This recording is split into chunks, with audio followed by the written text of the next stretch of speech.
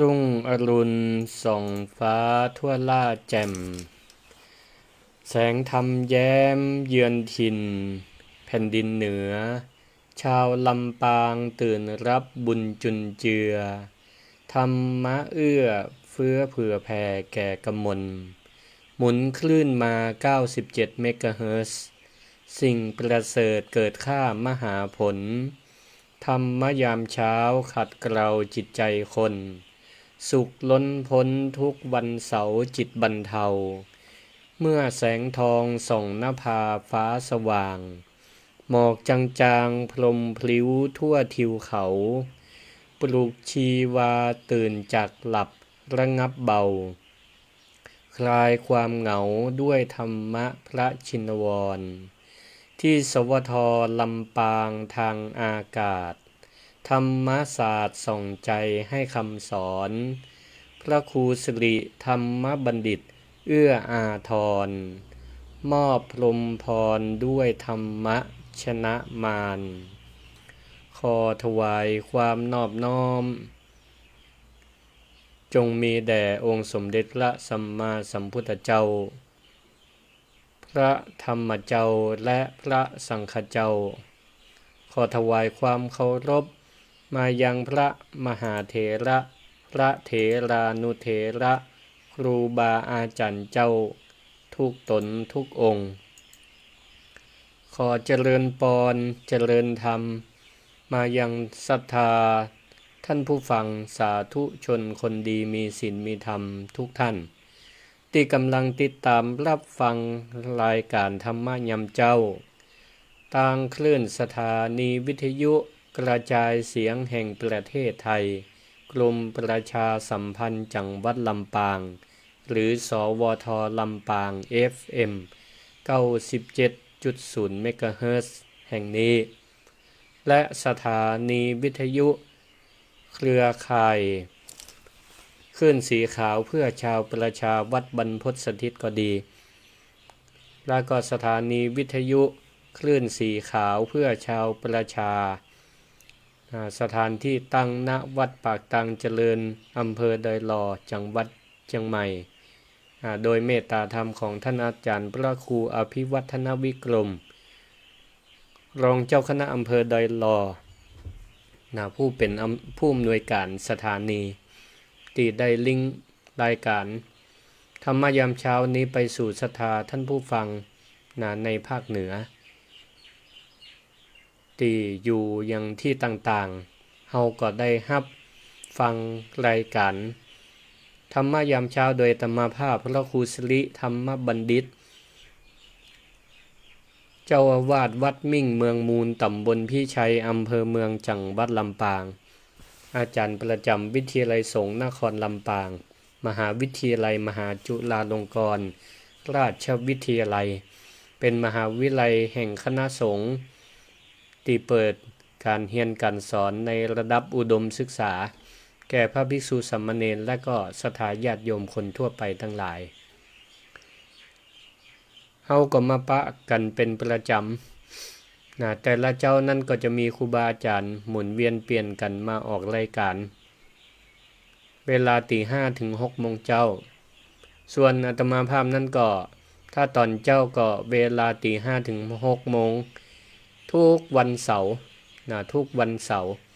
ถ้าเป็นวันศุกร์ก็ไม่คืนเวลา 20:00 ถึง 3:00 นรายการศิริธรรมกำเมืองแล้วก็วันติดศุกร์เสาร์ติดเนาะแต่วันเสาร์นี่ก็จะเป็นแม่เจ้า 5:00 ถึง 6:00 นส่วนวันติดแห่มกรรมก็เวลา 3 ถึง 4 ทุ่มก็ศรัทธาญาติโยมตั้งหลายเฮาก็มาพบมาปะกันเป็นประจำเช่นเคยทั้งนี้ที่ออกรายการนี้ได้ก็ต้องขออนุโมทนาขอบคุณยังผู้อำนวยการสถานีก็ดีและเจ้าหน้าที่บ่ว่าของสวทลำปางก็ดีของคลื่นสีขาวก็ดีวัดบรรพตก็ดีที่เปิ้นได้เสียสละเวลามาจัดแจงลิงก์สัญญาณ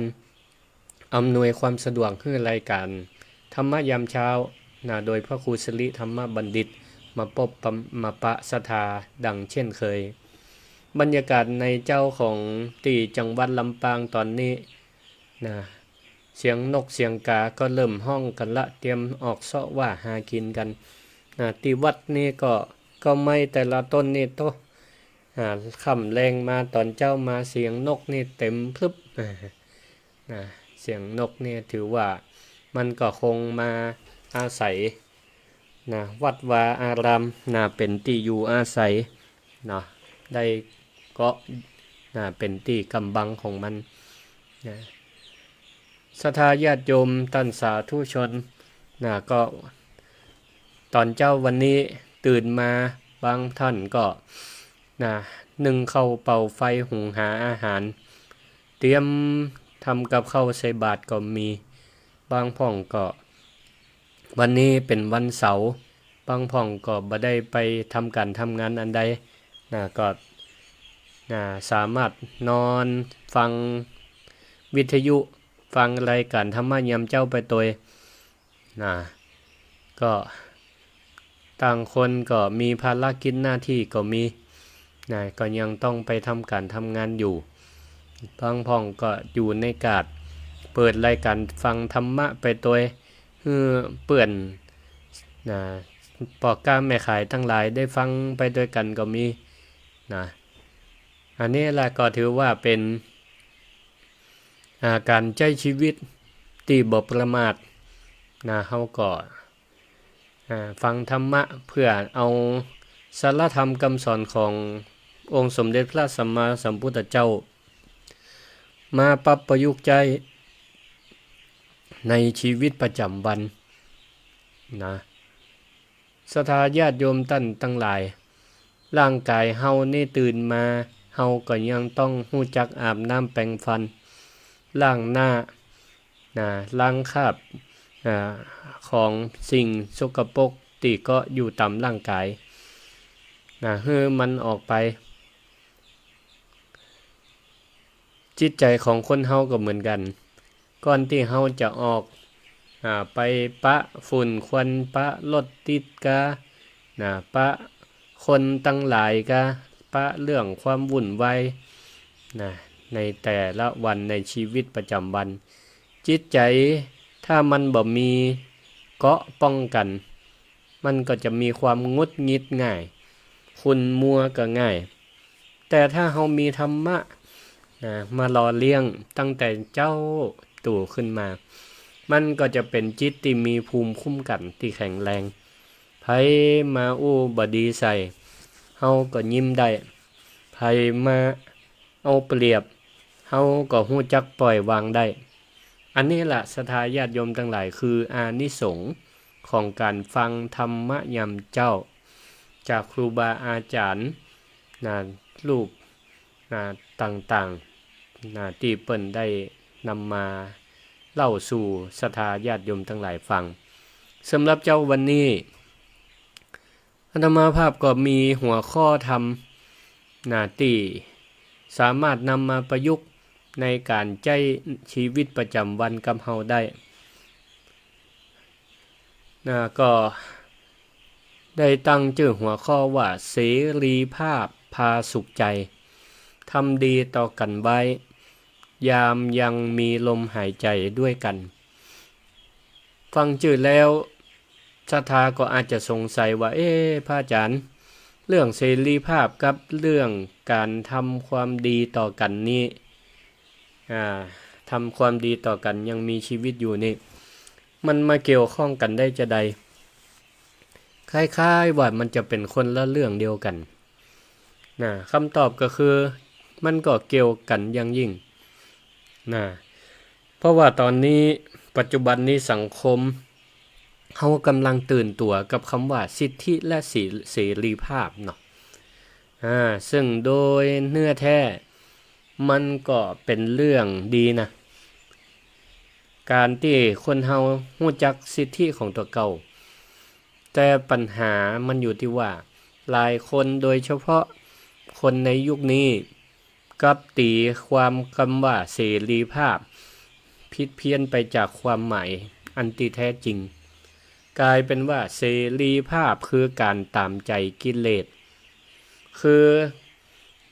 ฉันอยากจะทำมันยังก็ได้ตามใจฉันปรารถนาตามที่ฉันต้องการอยากจะทำมันเป็นพื้นที่ส่วนตัวของฉันหรอร่างกายก็เป็นร่างกายของฉัน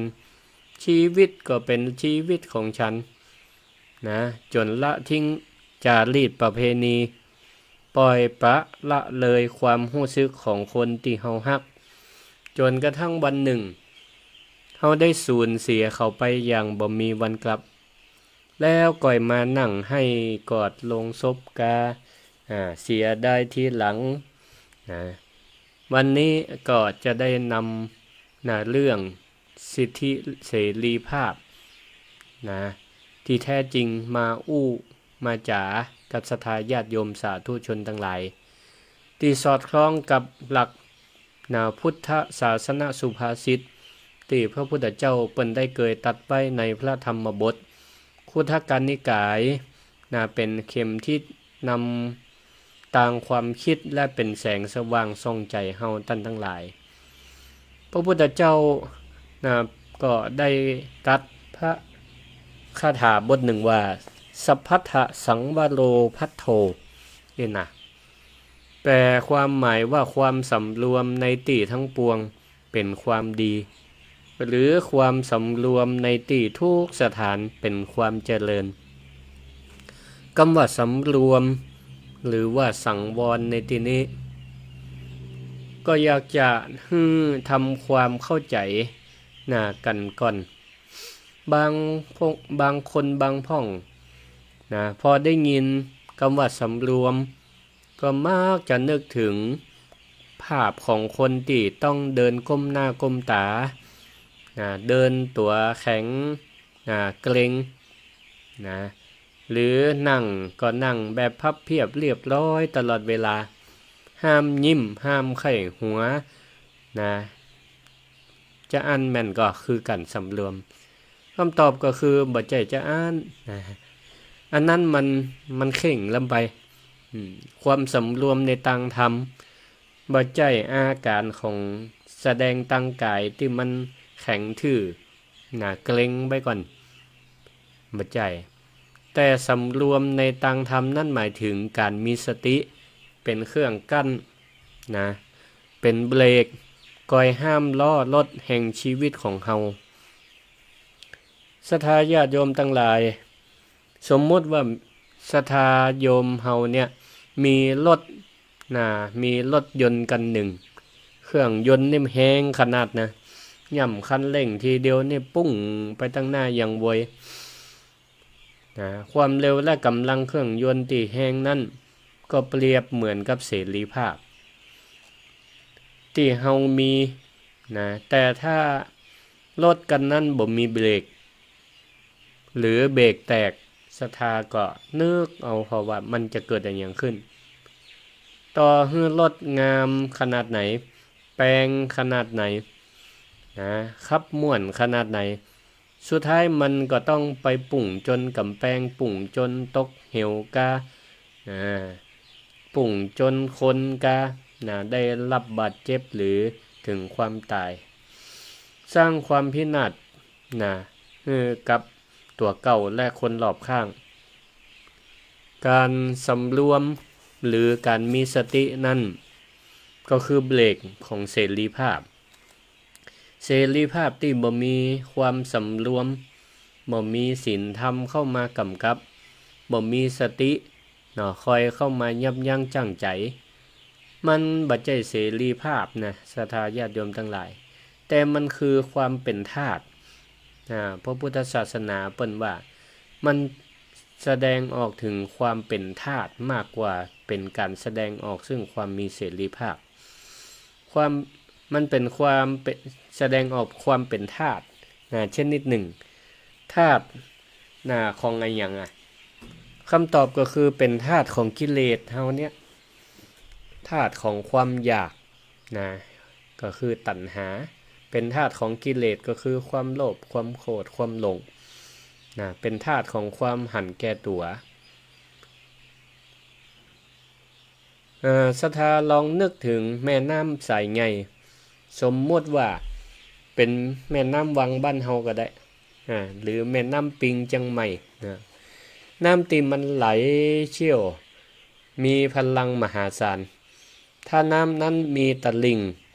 คอยกั้นคอยประคองทิศทางแม่น้ำสายนั้นก็จะเป็นประโยชน์สามารถหล่อเลี้ยงผู้คนตึงให้นาสวนก็เป็นที่เปิ่งของสรรพสัตว์ทั้งหลายได้แต่ถ้าแม่น้ำนั้นบ่มีตลิ่งกั้นน้ำที่เคยเป็นประโยชน์มันก็จะไหลบ่าเหมือนกับเวลาฝนตกหนักน้ำก็ไหลบ่าจากป่าลงมากลายเป็นน้ำท่วมน้ำป่าไหลหลากปัดปาเอาบ้านจ่องหอเฮือนทรัพย์สินและชีวิตของคนหรือสัตว์ทั้งหลายมันเกิดความพินาศย่อยยับไปกระแสน้ำนี่ก็เหมือนกับเสรีภาพนะศรัทธาญาติโยมส่วนตะลิงนี่ก็เหมือนกับความสำรวมพระพุทธเจ้าจึงตรัสไว้ว่าความสำรวมในตีทั้งปวงบอกว่าจะเป็นตั้งกายก็คือการกระทำหรือตั้งวาจาหรือด้วยกำอูหรือตั้งใจด้วยความคิดเป็นความดีเป็นความเจริญเพราะว่ามันสามารถทำให้เสรีภาพของเฮานั้นเป็นเสรีภาพที่มีความงดงามเป็นประโยชน์บ่ไปเบียดเบียนคนอื่นและที่สำคัญมันก็บ่ย้อนกลับมาทำลายตัวเฮาเองได้ในภายหลังทีนี้ศรัทธาญาติโยมทั้งหลายลองพิจารณาตามความเป็นจริงที่เกิดขึ้นในสังคมยุคนี้ซึ่งเป็นยุคที่ทุกคนมีมือถือมีสมาร์ทโฟนมีโลกอินเทอร์เน็ตที่เชื่อมต่อกันกับคนตึงโลกแต่กับสร้างกำแพงกั้นคนในบ้านสังเกตพอแต่ละมื้อแต่ละวันเฮาเปิดสู่โลกภายนอกโลกแห่งอินเทอร์เน็ตหรือเปิ้นห้องว่าโลกแห่งโซเชียลแต่เฮากำลังปิดกั้นกำแพงสร้างกำแพงกับคนในบ้านยุคนี้เฮามักได้ยินคำอู้ฮิตติดปากว่ามันเป็นสิทธิของฉันเป็นเสรีภาพของฉันเป็นพื้นที่ส่วนตัวของฉันนี่นะแม้แต่จะเล่น Facebook ก็มี Facebook เป็นของตัวเก่าบางคนก็จะคิดว่าอันเนี้ยมันเป็น Facebook ของเฮาพื้นที่ของเฮาเวลาเฮาจะแสดงจะจะสื่ออันหยังออกไปเป็นสิทธิของเฮาจะอันหยังก็ได้แสดงอันหยังก็ได้บางคนเกิดจะมันก็เลยกลายเป็นข้ออ้างเนาะเป็นเกาะกำบังที่ทำให้คนยุคนี้ห่างเหินกันนักที่สุดทั้งที่อยู่ใกล้กันนะทั้งที่อยู่ใกล้กันที่สุดศรัทธาญาติโยมทั้งหลายก็ลองสังเกตพอเถอะบางบ้านเนี่ยบางบ้านเนี่ยได้หันกับหูกับตานั่งกินข้าวโต๊ะเดียวกันแต่พ่อแม่ลูกแต่บ่มีไผเงยหน้ามาซบตากันมามาจากันต่างคนก็ต่างก้มหน้าจิ้มโทรศัพท์ห้องหน้าจอก็สว่างส่องหน้าส่องตาแต่ละคนต่อหน้าต่อตาพ่องก็ยิ้มฮือกับโทรศัพท์ไปนึกว่ายิ้มฮือกับคนในครอบครัวยิ้มกับพ่อกับแม่บ่ใจสักกำแต่พอพ่อแม่จวนคุยถามด้วยความห่วงใยลูกวันนี้ไปเรียนเป็นไดพ่องอิดก็มากินข้าวกินน้ำกันแทนที่ลูกจะตอบรับน้ำใจบางคนก็จักสีหน้าใส่ป่อใส่แม่ถอนหายใจใส่พ่องตอบห้วนด้วยความบ่ค่อยพึงพอใจพ่องก็มีพ่องก็ตอบก็ดีนี่เปิ้นถามการเรียนเป็นได้พ่องก็ดีเหนื่อยอิดฟังกวนใจเตี้ยนะ ฟังกวนใจเตื้ออันนี้มันเป็นเวลาส่วนตัวมีสิทธิ์ที่จะพักผ่อนของเตอะเห็นนะเฮียนมาวันค่ำขอเล่นโทรศัพท์ห้องนี่ก็มีนะนี่หันก็ลูกหลานบางคนก็อ้างสิทธิเสรีภาพอย่างเดียวนะพอเปิ้นถามหยังอู้หยังต้อยก็ลูกเตียวหนีเฮียเข้าห้องปิดประตูล็อกห้องอยู่คนเดียวเฮียนี่นั่นก็มันก็เลยทำให้วงแห่งการสนทนาครอบครัวนั้นมันจืดมันจางไปสิ่งที่พระพุทธเจ้าเปิ้นเรียกว่ามิจฉาทิฏฐินะอันนี้นะคือมีความหันผิดคิดว่าเสรีภาพคือการทำตามจิตอำเภอใจของตัวเก่าโดยบ่ต้องสนอกสนใจไผบ่ต้องแคร์ความรู้สึกไผบ่ต้องสนใจความรู้สึกของคนรอบข้างอันนี้ถือว่าเป็นความหันผิดก็อยากจะขอยกเล่าเรื่องให้ฟังมีชายหนุ่มคนหนึ่งสมมติให้ชื่อว่านายอิสระชื่อว่านายอิสระแล้วกันนายอิสระนี่ก็เป็นคนรุ่นใหม่ตีฮักความอิสระเขาก็บอกว่าชีวิตนี่เป็นของเขาเกิดมาครั้งเดียวต้องใจให้มันคุ้มเขาจะแอวเมื่อคืนจะดื่มเหล้าเมายาจะคบเปื่อนแบบไหนจะอู้จาแบบขวัญภาษากะจะไปทำลายจิตใจไผกะบ่สนเพราะมันคือเสรีภาพในการแสดงออกนี่เขาคิดจะอีกเวลาพ่อแม่ตักเตือนด้วยความห่วงใยว่าอิสระเอ้ยกลับบ้านดึกๆเดินๆนี่มันอันตรายนะลูก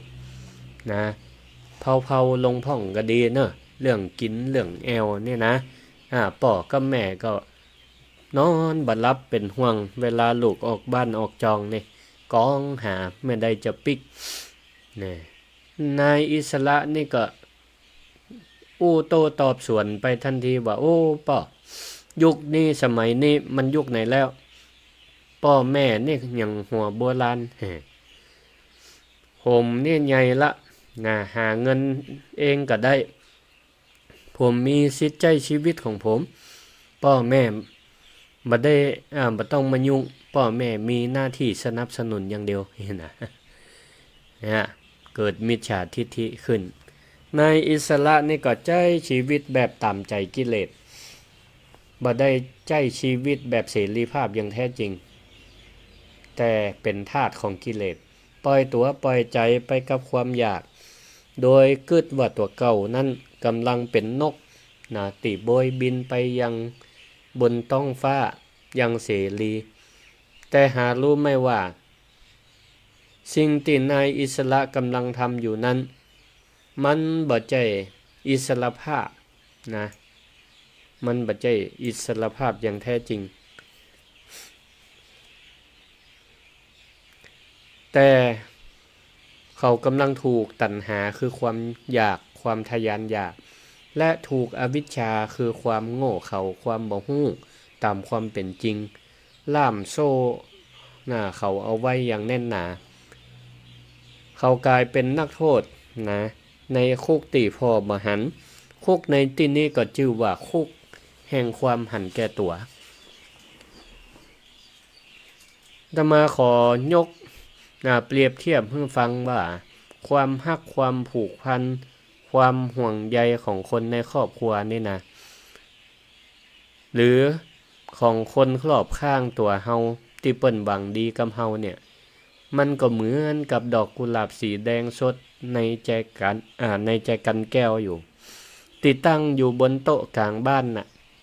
ตอนที่ดอกมันงามดีสีแดงงามกีบออกดอกงามส่งกลิ่นหอมไปทั่วห้องแต่คนเฮานี่เดินผ่านไปผ่านมาเฮาก็มักจะมองข้ามมันไปหรอกเพราะเฮามัวแต่ก้มหน้าก้มตาพอแต่จอโทรศัพท์ก็มัวแต่หวงแหนพื้นที่ส่วนตัวมัวแต่ออกไปเรียกร้องเสรีภาพนอกบ้าน นะที่จะไปทำอันนั้นอันนี้เฮาบอกกับตัวเก่าว่าดอกไม้มันอยู่ของมันนะตัดหันก็มาหันต้องใส่อกใส่ใจหยังเดี๋ยวมันก็บานอยู่แบบนั้นแหละนะถ้าฉันจะไปทำธุระของฉันจะใช้ชีวิตของฉันนะก็ละเลยไปละเลยนะที่จะเปลี่ยนน้ำใจกันก็ดีละเลยที่จะ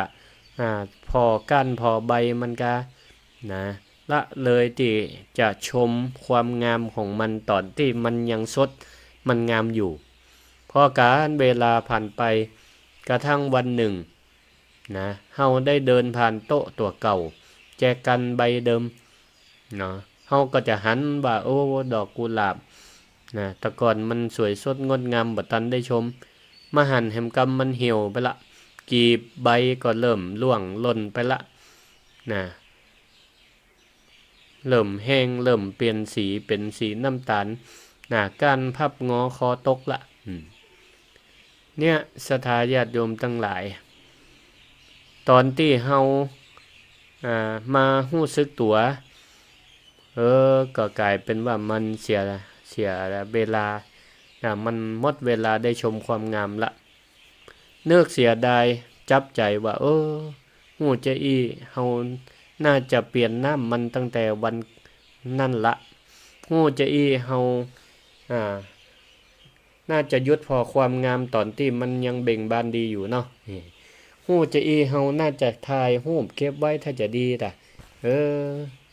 นะบัดเดียวนี่ก็หมดความงามไปเหียละเนี่ยต่อให้เอาน้ำทิพย์นะน้ำทิพย์จากสวรรค์น้ำบ่อศักดิ์สิทธิ์อันใดมาฮดมาใส่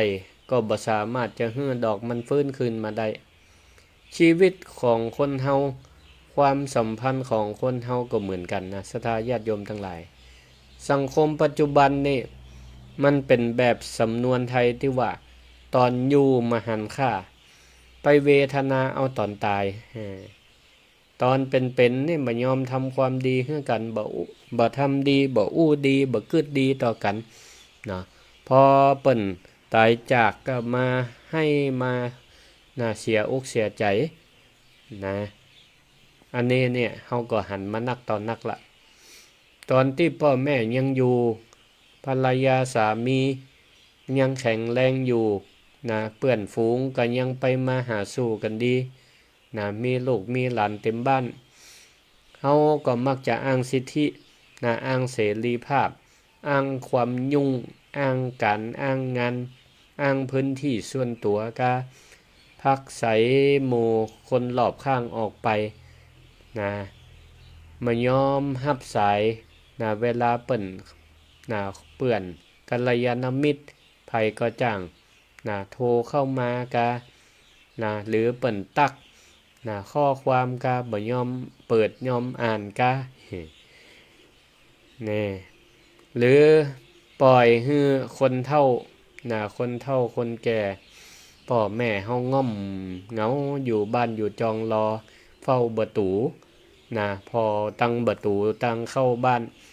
รอลูกหลานปิกบ้านกะนี่แต่พอมาวันหนึ่งกฎไตรลักษณ์มันทำงานคืออนิจจังทุกขังอนัตตามาเคาะประตูบ้านคนรอบข้างเฮาก็ทยอยจากเฮาไปทีนี้ล่ะศรัทธาญาติโยมทั้งหลายพ้องก็เสียอกเสียใจคนใกล้คนฮักจากไปมาท้ายที่สุดก็มาจัดการจัดงานงานศพฮื้อจัดอย่างคืออย่างดีจ้างปีผ่านมาเล่นกาให้ปันใดก็บ่สามารถจะเรียกคืนกลับมาได้นี่ศรัทธาญาติโยมท่านทั้งหลายไปเคาะจะได้หยังจะได้เปิ้นก็ถึงบ่กลับมาได้แต่ถ้าเปิ้นกลับมานี่ก็ตัวไผตัวมันเหมือนกันนะเนาะเนี่ยศรัทธาญาติโยมท่านสาธุชนทั้งหลายผลของการที่เฮาหลงผิดคิดว่าเสรีภาพก็คือการละทิ้งความผูกพันเฮาหวงแหนอิสรภาพจอมปลอม จนลืมหน้าที่ลืมทำความดีต่อกันในขณะที่เฮายังมีลมหายใจอยู่พระพุทธเจ้าพระองค์ทรงหันจุดอ่อนของมนุษย์ข้อนี้ดีพระองค์ก็เลยสอนเรื่องอัปปมาทธรรมเนาะก็คือความบ่ประมาทการมีสติกำกับอยู่เสมอคนที่บ่ประมาทก็คือคนที่ตระหนักรู้ว่าเวลามีจำกัดชีวิตนี้เป็นของบ่แน่นอนเพราะบางยิ่งกว่าฟองน้ำวันนี้เฮาปะหน้ากันพรุ่งนี้เฮาอาจจะต้องพลัดพรากจากกันตลอดกาลไปก็ได้เสรีภาพที่แท้จริงตามหลักพระพุทธศาสนานั้นบ่ใช่เสรีภาพในการทำตามใจกิเลสแต่คือเสรีภาพจากความหันแก่ตัวเป็นอิสรภาพจากความหันแก่ตัวก็คือการที่เฮาสามารถเอาชนะใจตัวเก่าได้ลดอีโก้หรือลดทิฐิมานะความยึดมั่นถือมั่น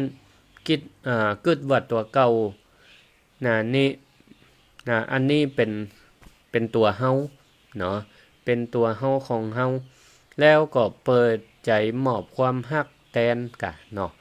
เปิดใจมอบความฮักความเมตตาความปรารถนาดีให้กับคนที่อยู่ต่อหน้าเฮาอย่างเต็มที่อย่างเช่นในบ้านในจองอยู่ต่อหน้าป่อหน้าแม่หน้าปี่หน้าน้องหน้าสามีภรรยาลูกเต้าก็แสดงความฮักต่อกันอย่างเต็มที่บ่มีเงื่อนไขหรือไปทำการทำงานอยู่ต่อหน้าเจ้านายกาผู้ใต้บังคับบัญชาเปื้อนร่วมงานกาเฮาก็แสดงความปรารถนาดีความเมตตามีความเอื้ออารีต่อกันมีกัลยาณมิตรดีต่อกันอันนี้แหละศรัทธาญาติโยมทั้งหลายเปิ้นฮ้องว่าคนที่มีอิสระอย่างแท้จริงคือเป็นอิสระจากความตณีที่เหนียวในความฮักก็ มีปัจจัยหนุ่มคนหนึ่งชื่อว่าสิงห์แล้วกันเนาะชื่อว่าสิงห์แล้วกันสิงห์นี่เป็นละอ่อนละอ่อนหนุ่มรุ่นใหม่ที่ใหญ่ขึ้นมาในยุคของกระแสสังคมสิ่งนี้มีความเชื่อฝังในหัวว่าชีวิตนั้นต้องมีอิสระไล่ขีดจำกัดบ่มีไผหน้าไหนหรือจารีตประเพณีไหนมาบงการชีวิตของในสิ่งนี้ได้ฉันก็คือเจ้านายของตัวเก่าคนสมัยนี้ก็มีความคิดจะอีนี่มาน้อยเหมือนกันสิ่งนี้ก็อาศัยอยู่กับแม่แก่ๆที่ต่างจังหวัด2คนแม่ลูกแม่ของสิงห์นั่นก็เป็นแม่หญิงเจ้าบ้านธรรมดาที่ฮักและห่วงใยลูกแล้วก็คอยที่จะตื่นเจ้านึ่งข้าวเป่าไฟทำกับข้าวกับป่าให้ลูกคอยซักเสื้อซักผ้าคอยทำไทยเวลาสิงปีกบ้านดึกแต่ในสิงนี้กับมองว่าความฮักความห่วงใยของแม่นี่เหมือนโซ่เหมือนโซ่ที่ก้อยล่ามมัดตัวเก่าเป็นพันธนาการที่ล่ามอิสระของเขาไว้ก็เลยเกิดความรำคาญทำให้เขานั่นไปไหนมาไหนนี่บ่สะดวกวันหนึ่งสิงก็โอ๊ตบ่ได้ในความอึดอัดที่พ่อแม่ที่แม่เปิ้นได้แสดงความห่วงใยก็เลยเก็บผ้าเก็บครัวยัดใส่กระเป๋าแล้วก็บอกแม่ที่กำลังอยู่โรงครัวอยู่ว่าแม่ผมจะเข้ากรุงเทพเนอะผมต้องการเสรีภาพอยากจะไปใช้ชีวิตตัวเก่าตามหาความฝันแม่บ่ต้องโทรตัวหาเนอะบ่ต้องห่วงเนอะผมใหญ่ละผมมีสิทธิของผมแม่ดูแลตัวเก่าไปเตอะผู้เป็นแม่แก่ชราก็มือเปื้อนฟองกำลังล้างถ้วยล้างจานอยู่ได้ก็ยืนน้ำตาซึมพ พอแผ่นหลังของลูกที่เดินไปออกประตูบ้านไปโดยบ่ได้ปิปากห้ามสักกำพอฮักลูกก็เลยยอมปล่อยลูกไปสิงก็ไปอาศัยอยู่ในเมืองหลวงกรุงเทพเมืองที่เต็มไปด้วยแสงสีเสียงเขาก็ใจชีวิตที่มันสุดโต่งแอวกินดื่มใจเงินที่ไปทำการทำงานได้มาก็ปนเปื้อกับความสุขชั่วคราวไผเตือนก็บ่ฟังเขาบอกกับเปื่อนกับฝูงในวงเล่าว่าอันเนี้ยคือเสรีภาพไงชีวิตที่ฉันใฝ่ฝันมามีไผมาจมมามีไผมาด่านี่โอ้มีความสุขแต๊ะๆนะเวลาแม่โทรศัพท์มาจากต่างจังหวัดสิงห์ก็มักจะพอหน้าจอแล้วก็กดตัดสายขว้างนะหรือถ้าวันไหนอารมณ์ดีหน่อยก็กดรับสายแล้วก็อู้ตะคอกใส่โทรศัพท์นะโอ้แม่กะโทรมาอย่างมันแตะมันว่านะโทรมาอย่างมันแตะอย่างมันว่าอันนี้พื้นที่ส่วนตัวของผมนะไปยุ่งกับผมนักรำคาญว่าไปสะปะสะปันนะ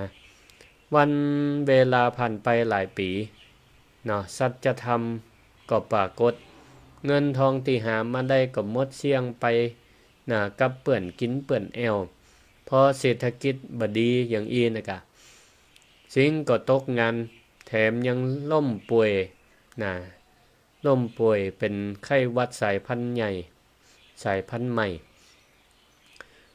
บ่มีเปื่อนหน้าไหนที่มาจวนไปจนแก้วล่ะมันตึงเหมือนกำที่เปิ้นว่าเนาะเมื่อมั่งมีมิตรมากมุ่งหมายมองนี่ล่ะกะสิ่งก็ต้องนอนสมเป็นไข้เมื่อยอยู่คนเดียวมีไผมาผอมมาก้อยในขณะที่เขากำลังหมดอะไรตายอยากรู้สึกเหมือนว่าตัวเก่ากำลังจะตายอยู่ขณะนั้นมือตีสั่นก็เอื้อมไปเปิดวิทยุเก่าๆที่หัวเตียงเพื่อหาเสียงคนอู้เป็นเปื่อนบังเอิญเขาก็ได้ยินพระอาจารย์รูปหนึ่งในรายการวิทยุธรรมะยามเจ้ากำลังเล่านิทานเรื่องว่าวกับเส้นกับเส้นได้พระอาจารย์ในวิทยุประกาศเล่าว่ามีละอ่อนน้อยคนหนึ่งกำลังปล่อยสายปานเล่นว่าวอยู่กลางสนามหญ้าอยู่เขาว่าวของเขานั่นตัวใหญ่สีสันสวยงามทำจากกระดาษจันดีมันลอยขึ้นไปบนท้องฟ้าสูงขึ้นไปเรื่อยๆปะทะกับสายลมอย่างสง่างามเป็นที่น่าชื่นชมของคนทั้งหลายเดินผ่านเด็กน้อยคนนี้ก็แงนหน้าพอว่าวของตัวเก่าแล้วก็จู่ๆก็เกิดความกึดขึ้นในใจว่าว่าวตัวนี้มันมีปีกกว้าง มันบินได้งามแต่จะได้ว่ามันต้องถูกลังถูกดึงดึงซ้ายดึงขวา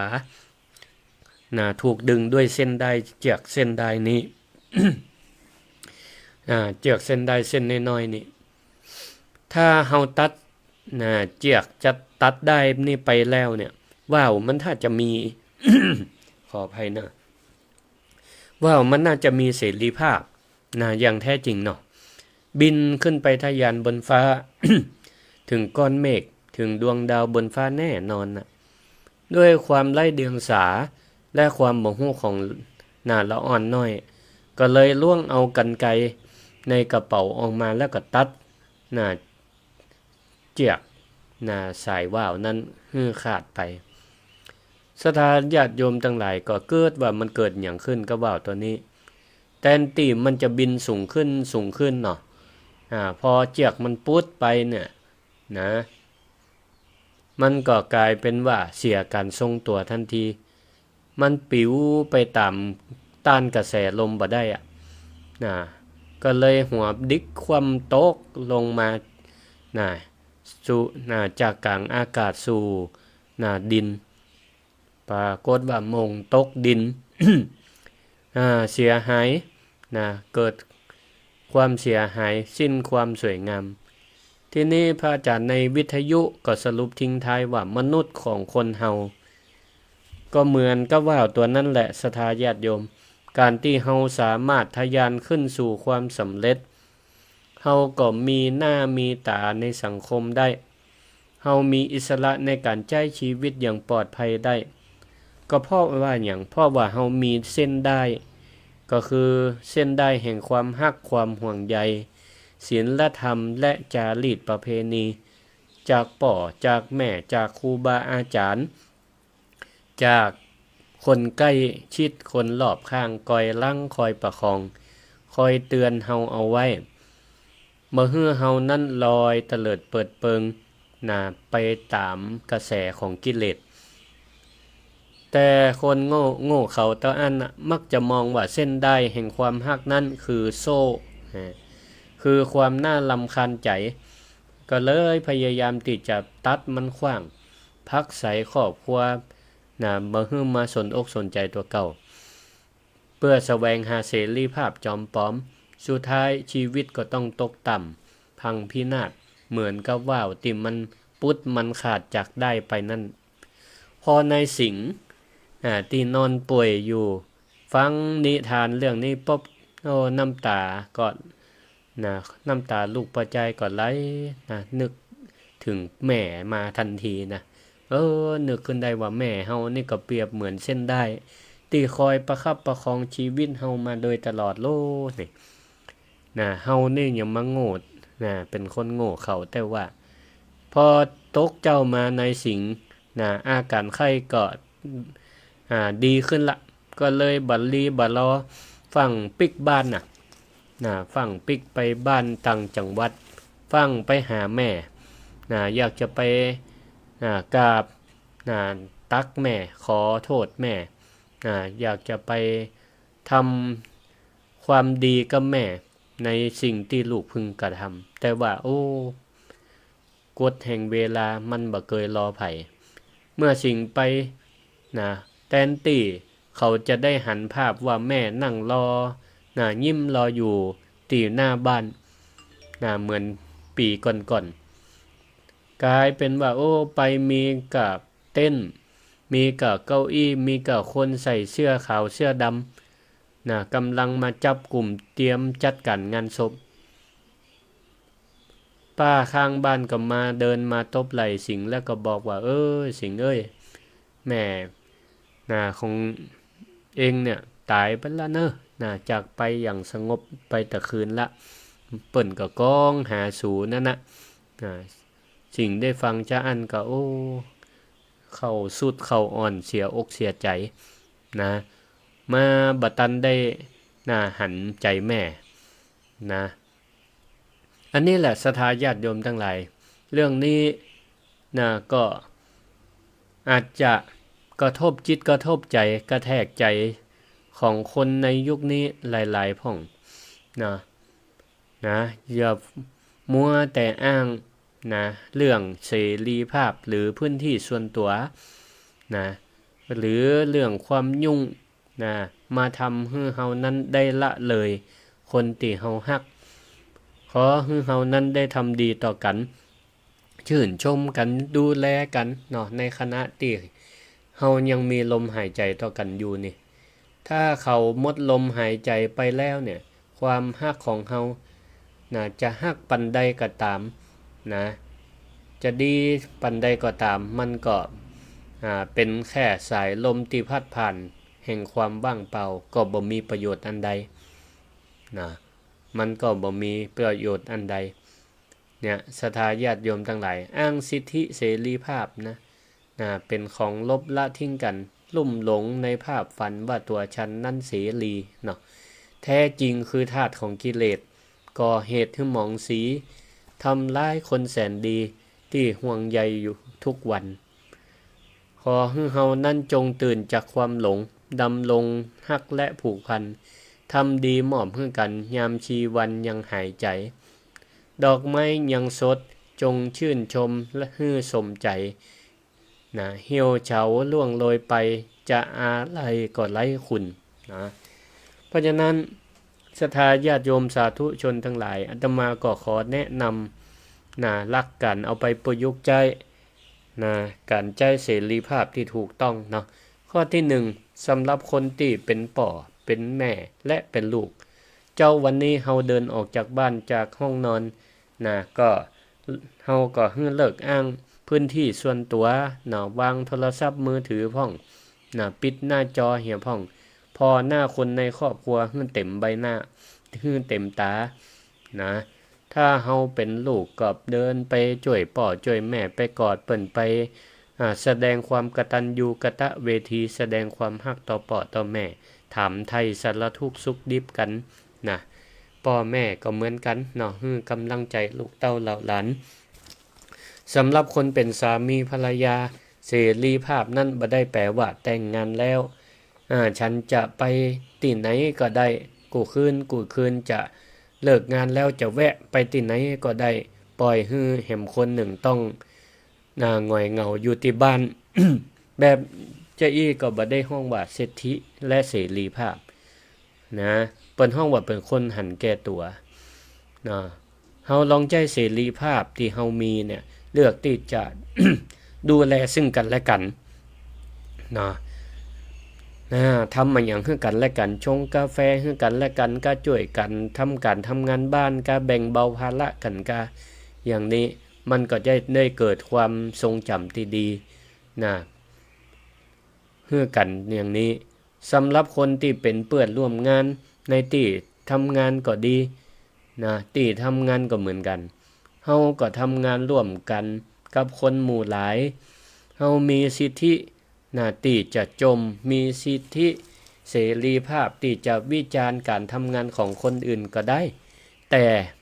เฮาจะใจเสรีภาพนั้นไปทำลายบรรยากาศการทำงานสร้างศัตรูไปเนี่ยหยังสู้เฮาใจเสรีภาพในการให้กำลังใจกันบดีกว่ากะหันเปื้อนทำงานนักหน้าดำค่ำเครียดก็เดินไปช่วยกะแสดงความมีน้ำอกน้ำใจไปแบ่งเบาถ้าเฮาทำการทำงานของตัวเองเสร็จเรียบร้อยเฮาก็แสดงออกซึ่งความมีน้ำใจช่วยเปื้อนทำการทำงานก็เนิกเหี่ยวว่างานขององค์กรนั่นก็เหมือนงานของเฮาช่วยกันทำการทำงานหรือหันเปิ้นทำการทำงานมีน้ำใจเอาน้ำเย็นไปฮื้อซื้อขนมนมนิ้วมาก็แบ่งปันสู่กินกันอย่างเอี้ยฮื้อกำลังใจซึ่งกันและกันอย่างนี้นี่ศรัทธาญาติโยมทั้งหลายสิ่งที่เฮาทำเล็กๆน้อยๆหรือกำอู้ดีๆที่มีให้กันเนี่ยมันก็ต่อพลังชีวิตให้กันได้ทำให้คนทุกคนทำงาน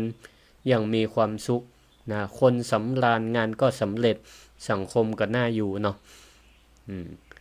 รัศรัทธาญาติโยมตั้นสาธุชนทั้งหลายเฮาก็มาถึงช่วงท้ายรายการก็จะเปิดไมค์ให้ศรัทธาญาติโยมได้โทรเข้ามาแสดงความคิดความเห็นหรือว่าใครฟังอยู่ตั้งใดได้สาระอันใดก็โทรมาแจ้งกันได้064 949 5999รายการธรรมะยามเจ้าจากพระครูสิริธรรมบัณฑิตว่าแล้วก็โทรมากันนะเนาะ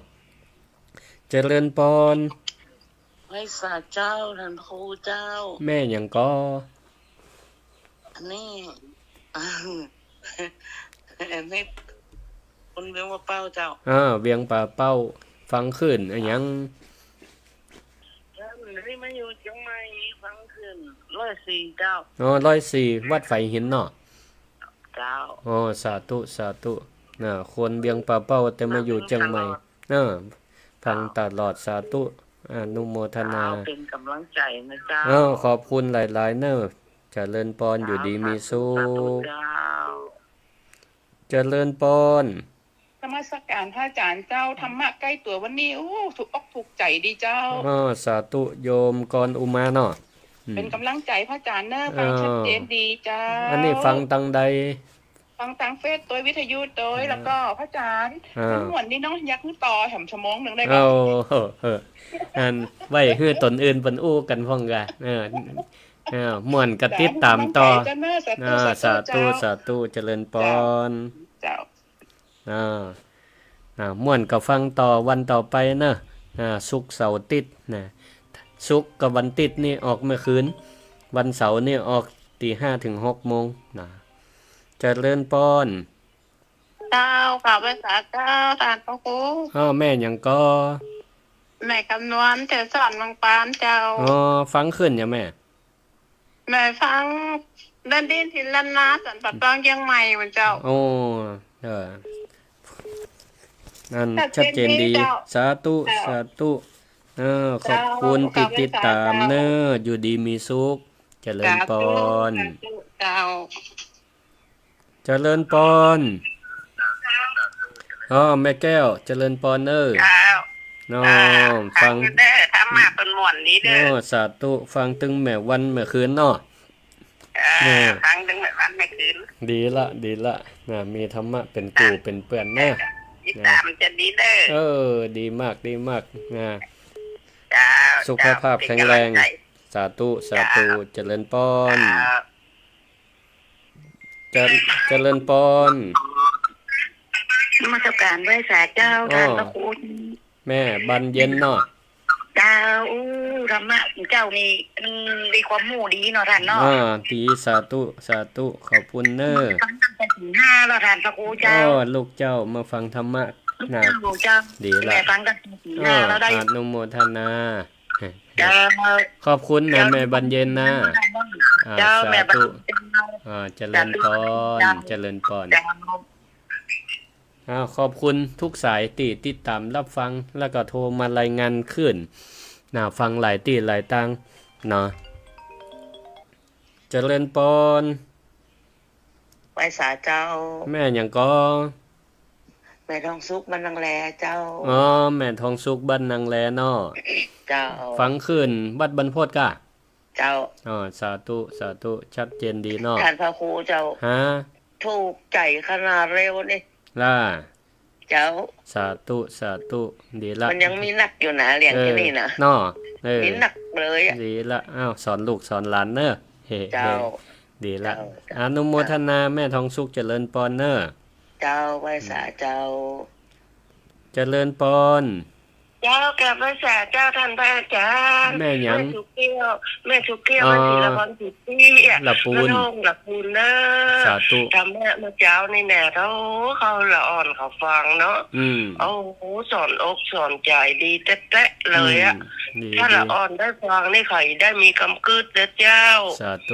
ธุ โอ้โหทำแม่อีหมอนเอามาออกบ่อยๆเด้อ ได้สาธุนะ เจ้าบอกไว้จ้าเด้อ ขอบคุณติดตามเจ เจ้า ริญ ติด พ ตาม ร เมื่อเช้าเมื่อแรงเด้อเจ้า อยู่ดีมีสุ ข ขอันนี้ก็ฟังอยู่ละปูนปุ่นบันห้องโทรมาทุกครั้งนะเวลาออกรายการแม่สุกแก้วอีกอนุโมทนาและนอกจากนั้นก็ติดตามตัง Facebook ไลฟ์ก็มีนะวิทยุออนไลน์ก็มีเดี๋ยวนี้การเผยแพร่พระพุทธศาสนานี่ก็ไปกว้างไปไกลนะทาง Facebook ไลฟ์นะก็โยมนวลศรีมณีรัตน์โยมสลินทิพย์บุญเลิศโยมฟองคำตันโยมชุติการรอดพยัญโยมสมควรใจน้อยโยมเพนกาฟังโยมทิพยชัดใจกาวังโยมกรอุมาปัญญาคำติโทรมาตะกี้เนาะโยมแม่เพ็ญศรีศรีสุทธะตะกี้แม่เปิ่นโทรมาละโยมสง่าลุ่มแม่น้ำวังโยมจงดีเชื้อกันทาปูนอยู่เมืองฝางอันนี้เปิ่นก็เวลารายการซีรีส์ทำกำเมืองก็ดีธรรมะยามเช้าออกเปิ่นก็แชร์ไปให้กลุ่มเปิ่นได้ฟังเนาะเจริญพร ไปสาเจ้า แม่น้อยตาโท เจ้า สาธุ แม่พังโยนเนี่ยก็เข้าใจดีทุกอย่างเนาะ สาธุดีมากแม่เป็นกำลังใจนะท่านนะ ขอบคุณเนอะขอบคุณอยู่ดีมีสุขเฮ้ เจ้า สาธุเจริญพร เจ้า แม่นิตยาเจริญพร เจ้า แม่ฟังไปรับไป ฟังไปรับไปพูดเก่งพูดกลางยานน่ะเฮ้ เจ้า ขอบคุณ โทรไปหลายรอบแล้วก็มาติด เจ้า สาธุสาธุพอดีสายเข้าเนอะขอบคุณหลายขอบคุณหลายอยู่ดีมีสุขแล้วก็ไผติดตามตั้ง Facebook ไลฟ์แหมมีอาเม้งหน้าเมืองรถม้ายมเพ็ญศรีสิงห์สิริบันตาสมปอยหนุ่มละปูนคนเมืองเหนือสาธุนะแล้วก็นอกจากนั้นพ่องก็ติดตามตั้งสวทสวทลำปางก็มี Facebook ไลฟ์เหมือนกันก็ติดตามรับฟังหลายที่หลายทางฟังแล้วก็ถ้าคิดว่าได้เป็นประโยชน์อันดีเนาะธรรมะดีก็ช่วยกันแชร์เผยแพร่กันไปเนาะก็หวังเป็นอย่างยิ่งเป็นประโยชน์ต่อคนรุ่นใหม่ด้วยเนาะจะได้ใจเสรีภาพอย่างถูกต้องบ่ได้มันตกไปอยู่อำนาจของกิเลสเนาะบ่เป็นทาสของกิเลสเปิ้นว่ามีสิทธิได้แต่ต้องมีกติกามีเสรีภาพได้แต่ก็ต้องอยู่ภายใต้ของศีลธรรมทำดีตอนเป็นเนี่ยดีกว่าทำเวรตอนตายเปิ้นว่าชื่นชมกันเมื่อยังหายใจดีกว่ามานั่งให้อาลัยหน้าเชิงตะกอนเนาะอย่าปล่อยคำว่าเสรีภาพที่ไร้ขอบเขตกลายเป็นข้ออ้างที่ทำให้เฮานั่นละเลยความพักใสคนที่เฮาฮักออกไปจากอิสรภาพที่แท้จริงบ่ใช่การตัดขาดจากสังคมบ่ใช่การหนีออกไปอยู่คนเดียวแต่คือการรู้จักอยู่ร่วมกันกับคนอื่นได้อย่างมี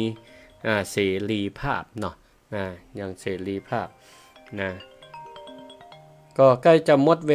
ลาหมดแล้วเนอะศรัทธาญาติโยมท่านทั้งหลายขอลวดลาศรัทธาไว้เพียงเท่าอี้ไว้เพียงเท่าอี้หมดเวลาละแม่เจริญพรเนอะขอบคุณแม่อุกำได้กับเจ้าสาธุ